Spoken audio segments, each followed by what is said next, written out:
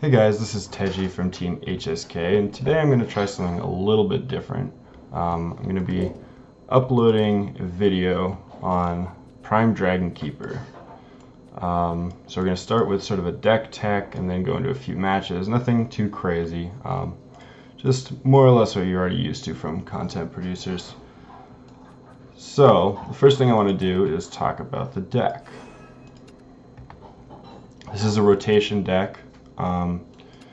And to give you guys a little bit of history on Prime Dragon Keeper, this was a card that came out in Starforge Legends and initially got kind of a lot of, there were a lot of naysayers about this card. People thinking, wow, you know, it doesn't do anything until turn 7, it's a horrible, it was actually even stronger, they had to nerf it, which is kind of the ironic part, but it used to be a 3-mana 1/5 for those of you who don't know.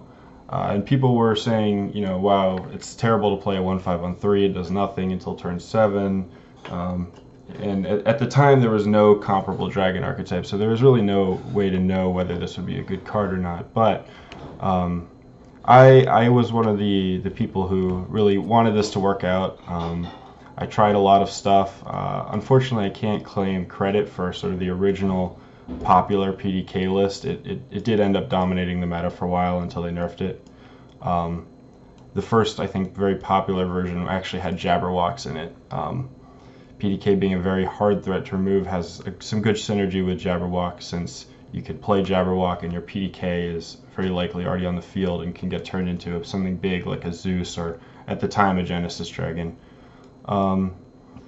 But since the nerfs, she hasn't seen a lot of play, but I really think that this is the meta for her, if there is one. Because, and I'll go to it a little more later, but a lot of the top decks really struggle to remove her if you play your game correctly. And I've been working on this deck for a while. I've been playing it pretty much since Dawnbreak Night Edge came out. And yeah, I'm feeling pretty confident about it. So let's talk about the individual choices. So Blazing Breath is a 3-of in this deck. I'm pretty set on that. I've definitely seen some lists that cut it or cut it down to 2 or 1. I think that's incorrect. This card is just so good on the draw, especially if you're going second. You really, against like heavy tempo decks that curve out well, it's very, very important to have access to something like this. You know, it could potentially be like a Force of the Dragon Newt if you really wanted, but I really like this card. I think I'm just going to keep it. Dragon Horde, 2 times. This is a decent card. Usually you'll find yourself just cracking this for 1 in this deck. The Enhance 3 to get 2 dragons is kind of a nice little plus late game, because it makes it a 4 damage top deck instead of a 2 damage top deck. But generally you don't have a lot of free mana floating around in this deck. You want to be using it all to, you know, develop your tempo, get yourself ahead on board, drop your PDK. But it's a nice little card. It combos well with Aina to do, you know, a pretty nice sized finish. It pushes when you just need to use your PDKs to remove cards on board. This kind of acts as like 2 pings, because you can trade in the dragon for an extra 2 damage on board. So it's a nice little tech. 3 Staircase to Paradise, because once you get your PDK going, you really want to be casting multiple spells or multiple followers every turn to generate that board advantage and really just, you know, start pinging your opponent's board down and their life total down. So 3 Staircase, both to find the PDKs and then to, you know, have sort of a good supply of fodder for them when you do find them. So this, if it's in my opening hand, it comes down on 2. If I'm going first, it almost always comes down on 2. If I'm going second, usually comes down on 2 anyway. There are some matchups where I just won't play it on 2 because I don't think I have the time to. But in those matchups, I'm generally going to mulligan it away anyway. So usually if you have it in your hand on 2, you're probably going to play it. Dragon Summoner is a great card. It just replaces itself. Helps you find your PDKs. Not too much to talk about.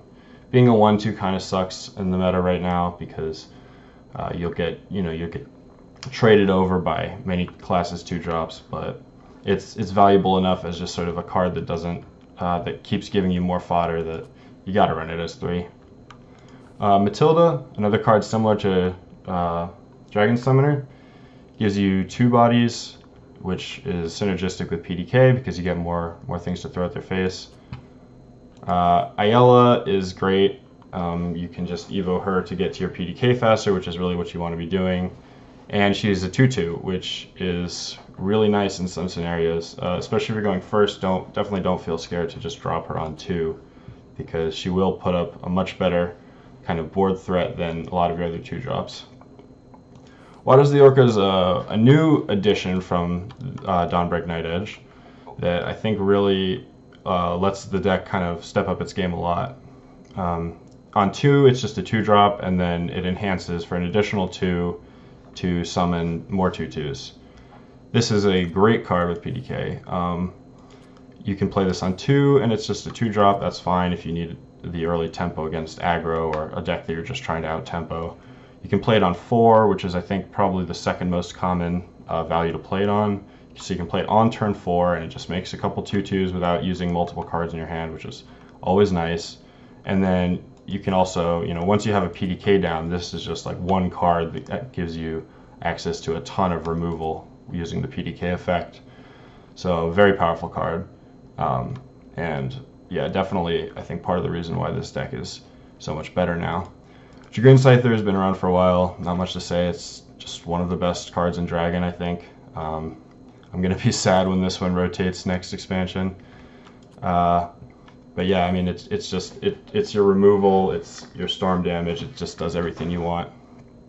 You pretty much are never going to play this before turn 7 because it becomes so much more powerful on 7.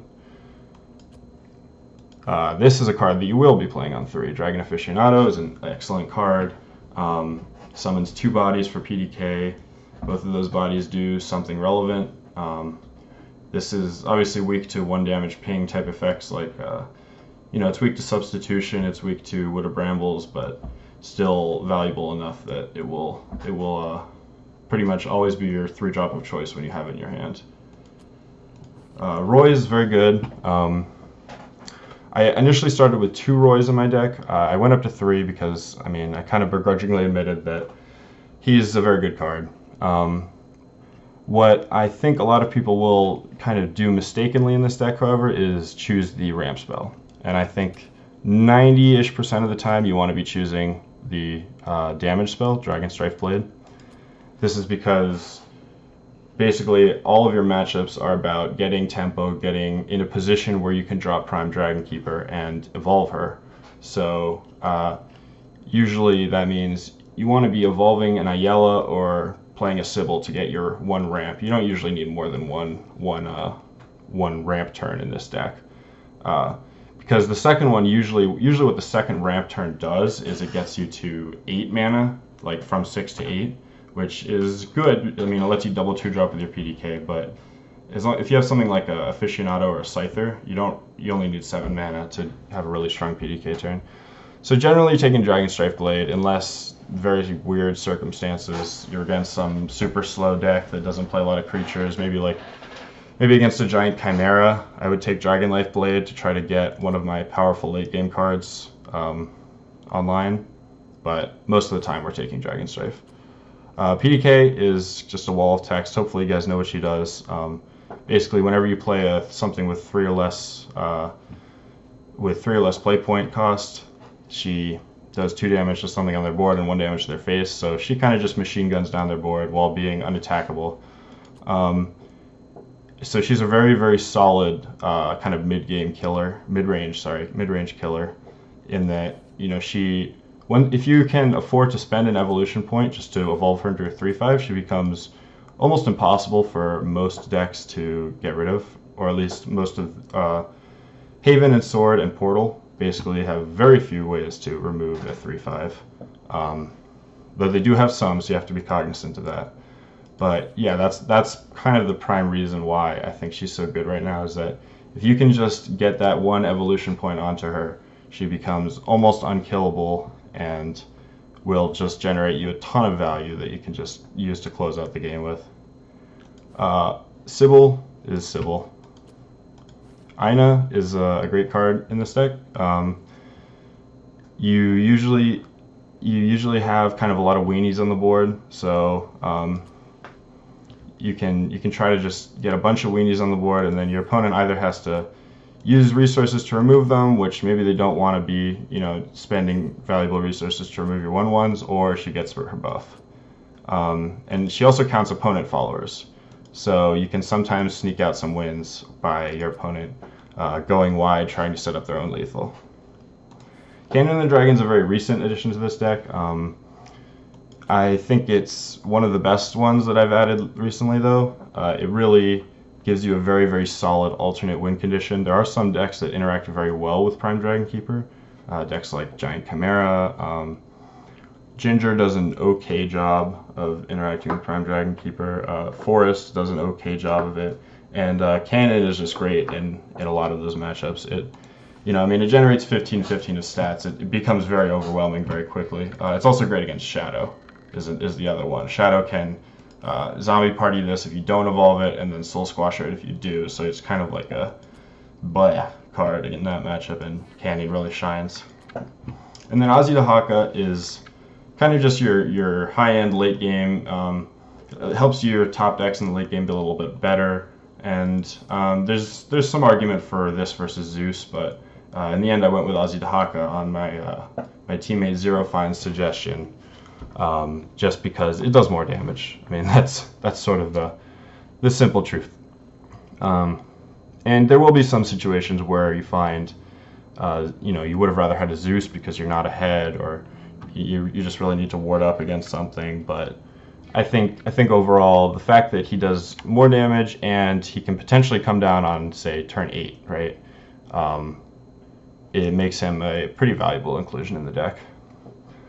So yeah, that's pretty much it for the deck tech. I think the deck is really good against a lot of the top decks right now. Like I think you have favored matchups against Sword and Haven. Your Portal matchup is pretty decent, I think. The only real way they get rid of your PDK is with a Magna Legacy, which obviously doesn't come down until turn 8, but they can sort of just blow you out in the early game if they get a good start and you don't.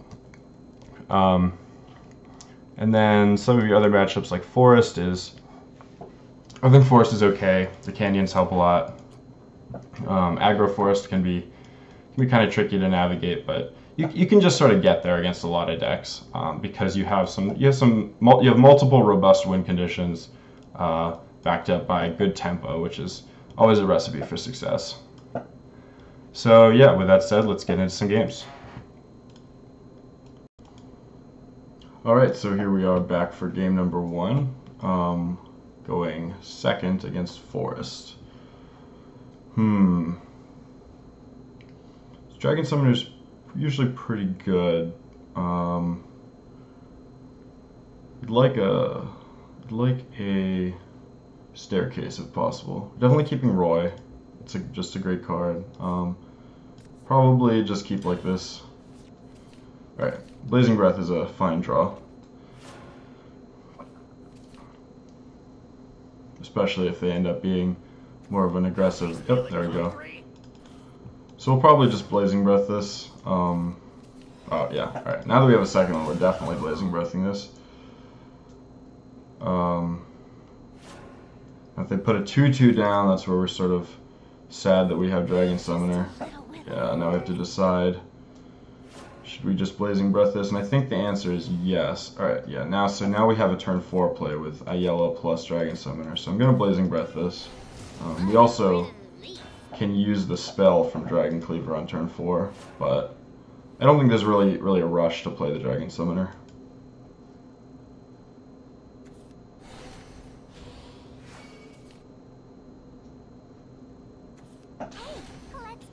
Alright, now this is one of those weird scenarios. I'm almost tempted to just pass. The reason being, really don't want him to be able to bounce this. I think it's pretty. This is obviously, probably the best card in his deck. And if I play out a follower here, he has the potential to bounce this, you know, play a fairy, replay it, or play a fairy elf song, or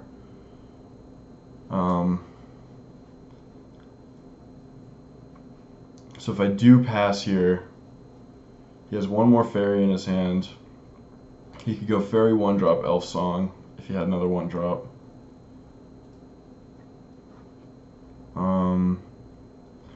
I think I'm.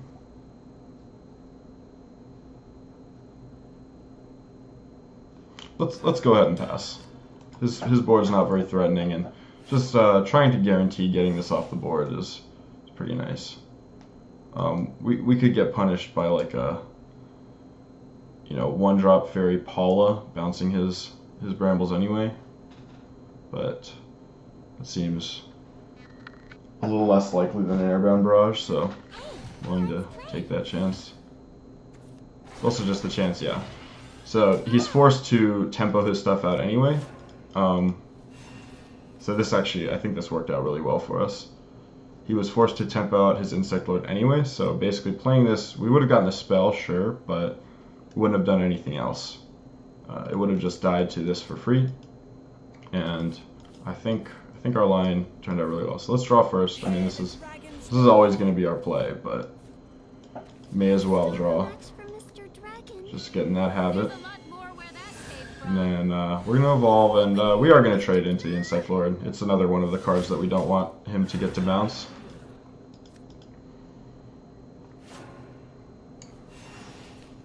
So if he doesn't have a second Brambles, we're in a pretty good spot here, I think. If he does, well, it's a little rough, but I mean, we're still sitting at 19 health. We're still fairly healthy.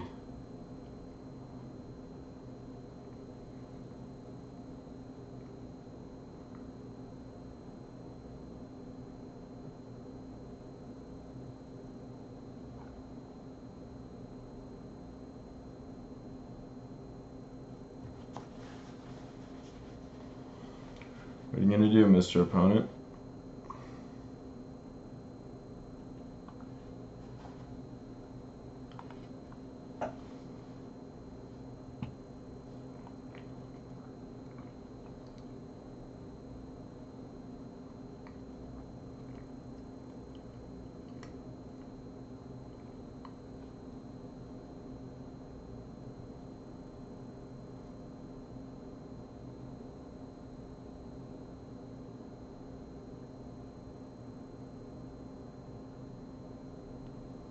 So, opponent really tanking about this turn.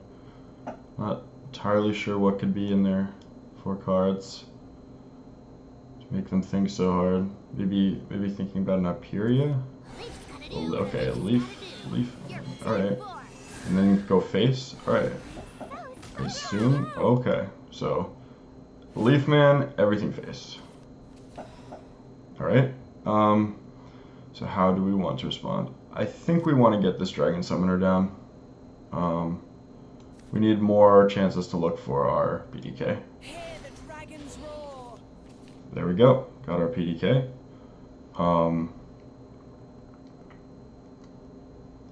Now I want to play this Ayala. So I think I will. Yeah. Seems pretty simple. And I think we'll actually hold this weirdly. We get to clear his whole board anyway, and having access to PDK plus Waters for 4 next turn seems pretty good to me. I'm just making sure that these are the trades I have to make.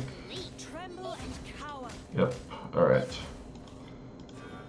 So I think we're in a good spot here.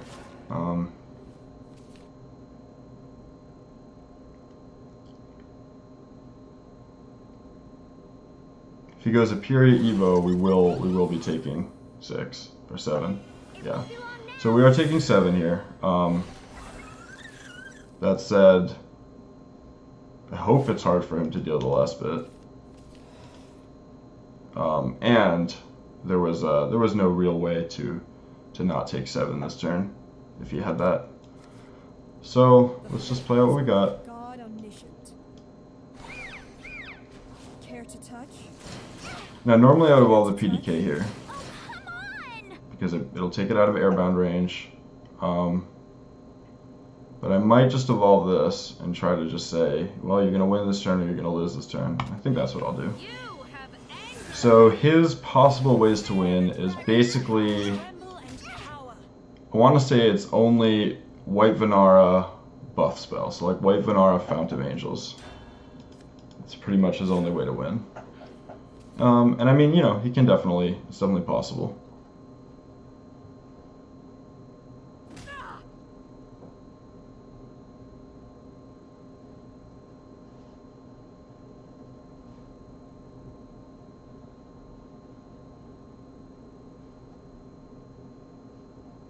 Because he doesn't, I don't believe he has any fairies in hand for Fairy Driver.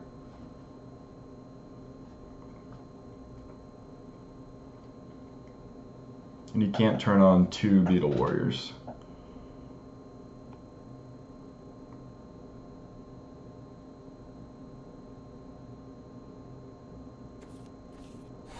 Okay. Still room for improvement.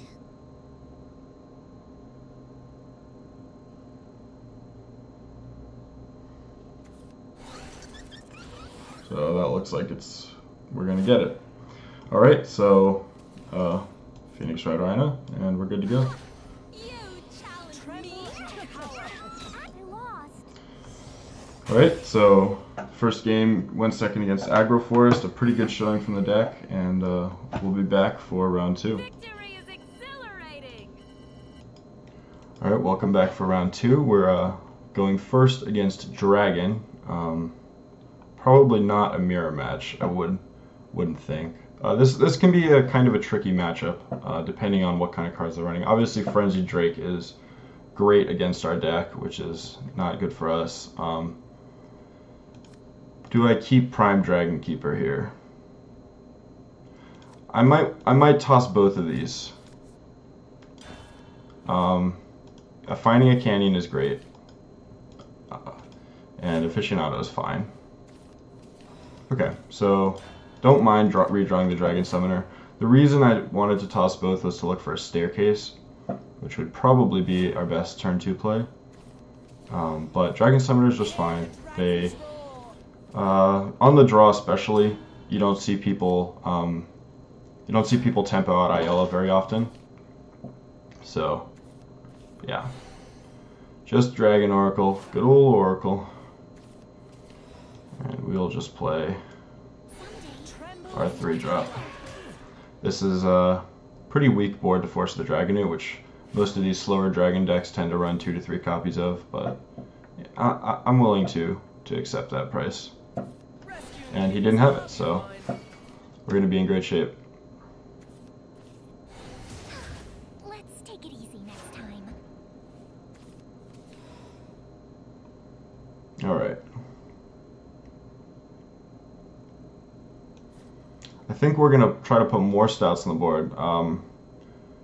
It's possible that he was slow rolling a Force the Dragonoot, but I think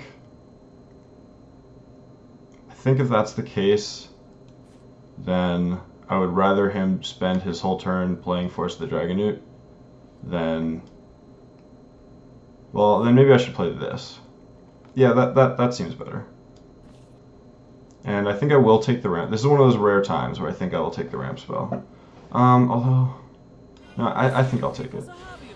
This is one of those matchups where you would like to be like, oh man, the ramp spell is amazing. He's slow, he doesn't pressure me, I can just ramp. But at the same time, the damage spell does double damage against Dragon, so it's also amazing. But because I have this cannon in my hand, I'd really like to be able to play this next turn. Or, you know, ramping into it seems very strong. Yeah, so this is pretty much what I expected him to do, which is great. Always good when your plans go the way you want them to. So we'll play our 3-drop, and we will ramp. And hopefully this Canyon buys us enough time and puts enough pressure on that we can start to win.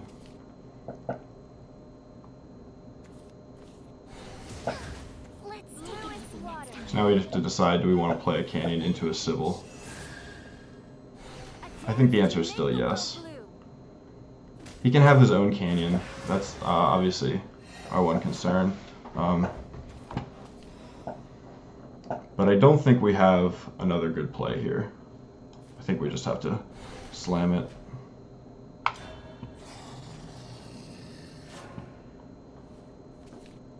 And if he doesn't have a canyon here, we're in great shape, I think. Okay, so he has the canyon, and he decides not to trade. Okay. Interesting. Kind of want to play this for 5 at this point in the game.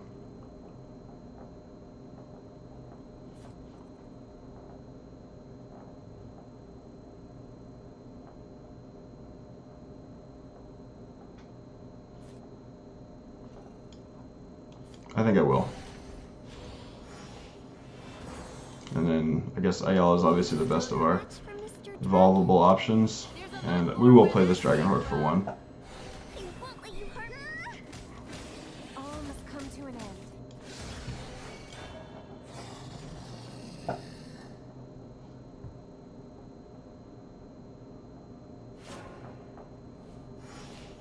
We could have potentially evolved one of our half of our 2-drop or 3-drop the turn before he played Sybil in an effort to force him to do things he doesn't want to do.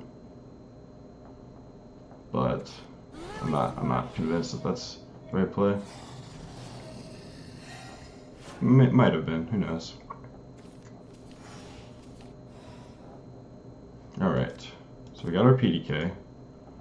Do we want to play it?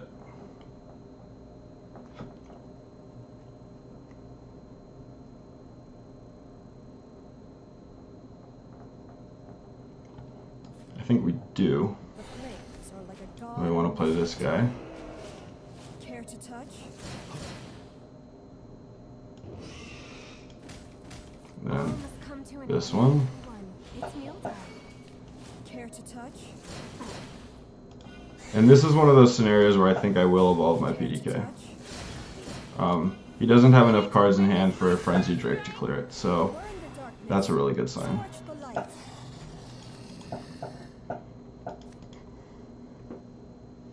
And he just used his Roy spell, so he will need another Roy, or, you know, if he wants to use something like an Avowed Strike, which would take basically his whole turn, then that's okay too.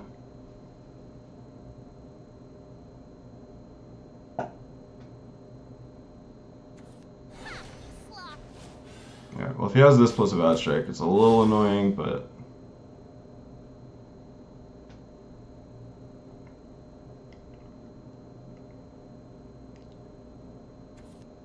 Okay, that I can deal with, especially if he chooses not to evolve. This also tells me that even though this will go back to his hand, it's not a Dragoncraft follower, so it will not trigger his his guy, his Frenzy Drake. Bleh, speaking. All right, so let's start off with this. Care to touch?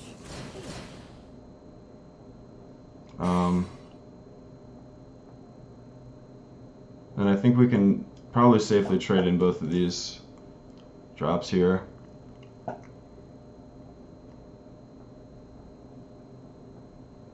And then, well, alright.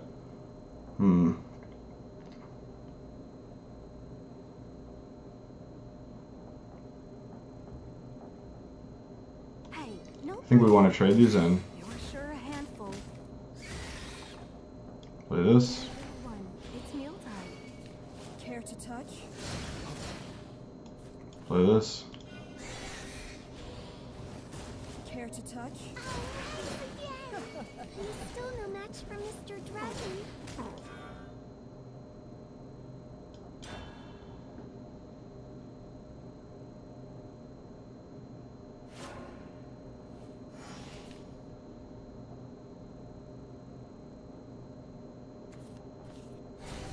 Still room for improvement. Light for all. Cool, so I think we're in a pretty good spot here.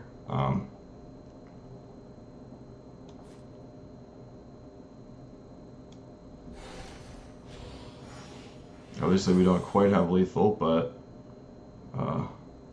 unless he has an activated Lindworm as the last card in his hand, and I don't even know if it's activated, to be honest. That is one of the... I don't really like that about Lindworm. I don't like the fact that you can't tell whether or not he's been activated. Unless you... I mean, I guess you can, of course, if you're keeping careful track. But it's pretty difficult.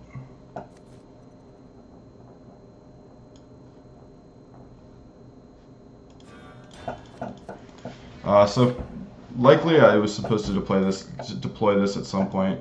Not sure though.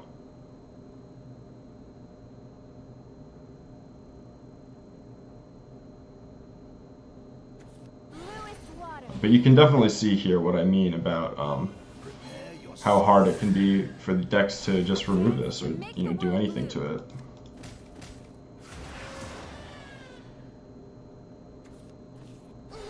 Yeah, I mean he can't deal with it. And I think that'll be it. We can just play. Yep. There we go. This next turn we just play waters for 6, or it'll be 10, but that'll do 8 damage to him. Alright, so that was round 2, and I will be back shortly for round 3. Welcome back to round 3 against, surprisingly, another dragon deck. So we faced Forest Dragon and now Dragon again. Not typically what I see in my matches. So we're gonna keep the Staircase. I think it's great against Dragon. Ayala is definitely a consideration, but I think we can find something better. Alright, well, we got her back, so Canyon's gonna be cool. And there we go. This is what I'm looking for. So now, with the Staircase in play, even if he has removal, like a Force of the Dragon Newt type of thing, it'll at least tick this down, and we'll get our cards pretty fast. Looks like he's on sort of the Lindworm ramp strategy, though I don't actually know if all of these decks play Lindworm anymore. I have not been Lindworm propered in a very long time. I don't know if that's just because these decks typically win or like. I think Lindworm is rather slow condition, so I don't really know whether or not they're still running him. But either way, this Dragon's Nest makes me think that he probably is. I think this is kind of a little too much of a nothing card if you're not going to use it synergistically. So we'll just play out cards, because even if he sort of wipes our board, we're pretty fine. Guess we could play... No, I think this is better.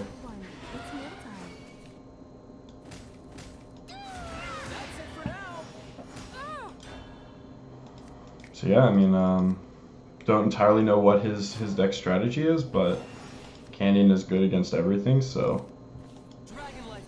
Okay, so he has a very fast ramp. We are gonna have to... Yeah, it's gonna be very... probably not going to be able to pressure him into not dropping Canyon, but we can at least put up a decent board that will, if not prevent him, at least punish him for doing it. So we'll evolve our own Ayla.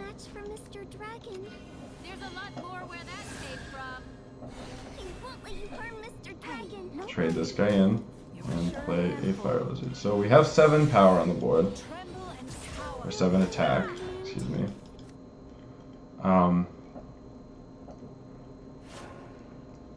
It does go up to 19, so if he has a Canyon here, I fully expect that he will just drop it.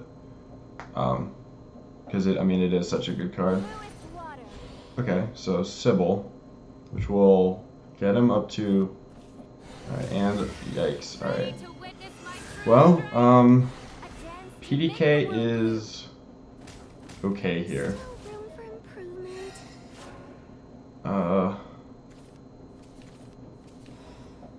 I'm not super thrilled since he's going to be both going into turn 9 and I pretty much am having to kill this Sybil, which will turn on his staircase. Actually, I guess I don't have to. I could just play the canyon. I could simply deploy the canyon and just, hit face or something. Yeah, let's do it. I like playing canyon.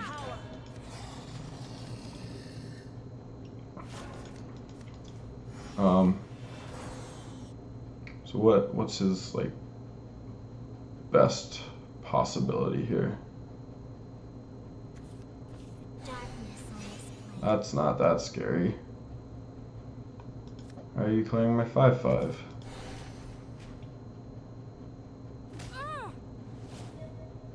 Oop, you're okay.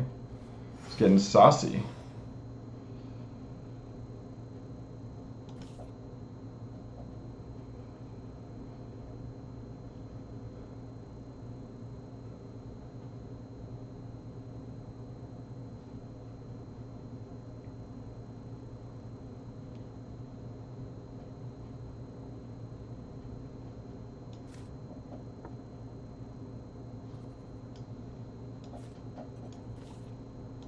I don't even think I need to deploy the PDK. I kind of want to slow roll it until after he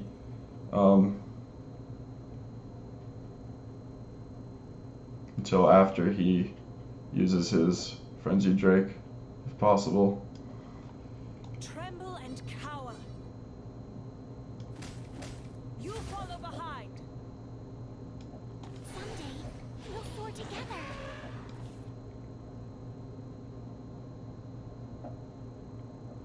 Dragon Strike Blade. Ready to witness my true strength? All must come to life. This doesn't end. So he needs to draw Frenzied Drake, and what does he go up to 8 cards here? One of them I know is not a neutral. Or is not a Dragoncraft follower, excuse me.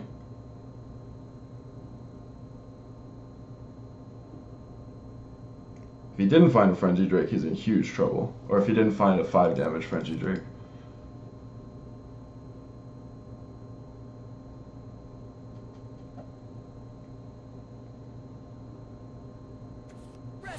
Alright, cool. So we're in great shape. Dragon Strike Blade. Darkness on this plane. You have angered me. Welcome to the world of endless gloom. To the depths of the abyss. So we're gonna get another staircase popped if I just clear everything. Not exactly something I'm that interested in, but I could just clear one of them. I think clearing one of them is pretty good. I don't know if Thing is online right now or not, but let's see. If I play Phoenix Rider here,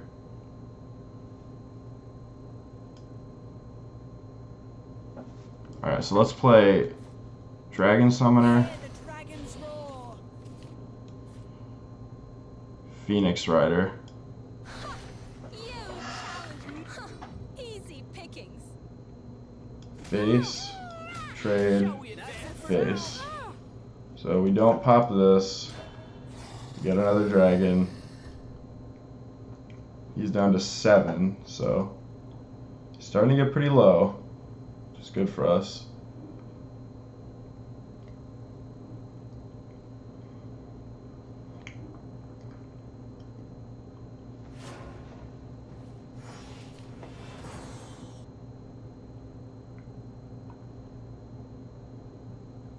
If he leaves up either of our big guys, we're in great shape.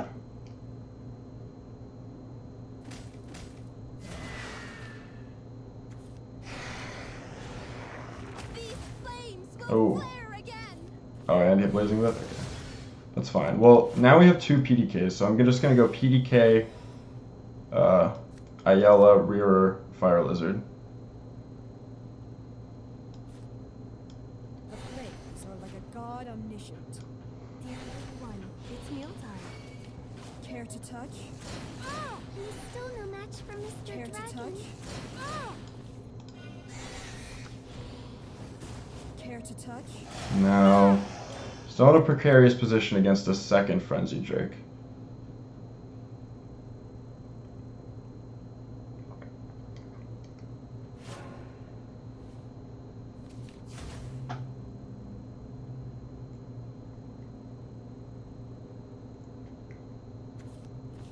Alright, that I'm fine with. This I can deal with. Okay, we can also just top deck lethal. That works too. Sweet. So yeah, you can see the dragon hordes coming in pretty clutch there. And yeah, up to 3-0 with Prime Dragon Keeper, and we'll see you guys for the next round. Hello and welcome back to not actually round 4. I decided that I'd keep this first video a little bit short. I know 3 matches is not a good sample size for a deck's performance, so you know, I might do another recording with this deck in the future, and definitely if people want me to, I'm more than happy to. I love playing this deck, but I wanted to keep this first video relatively short and sweet, just see if people are interested in something like this. So yeah, that was Prime Dragon Keeper. We had a great showing from what little games we did. We didn't get to play the Ozzy Dahaka. That was unfortunate, but we did get to play Canyon multiple times, and it really popped off. So yeah, if you like this deck, it is pretty good. You know, I would recommend definitely getting some practice with it before you try taking it to any events or anything like that. But it definitely has a lot of potential in the current metagame, I feel. So with that being said, I guess I'll do a quick shout out to my team, Team HSK. You can get on our Discord, which will be linked in the description. You can follow us on Twitter and on Twitch. And yeah, so you can always, if you have any questions about the deck, anything you're not sure about, mulligans, matchups, etc., you can come to our Discord and ask me. I'm usually online, or you can put them in the comments. So yeah, thanks for watching, everybody, and peace out.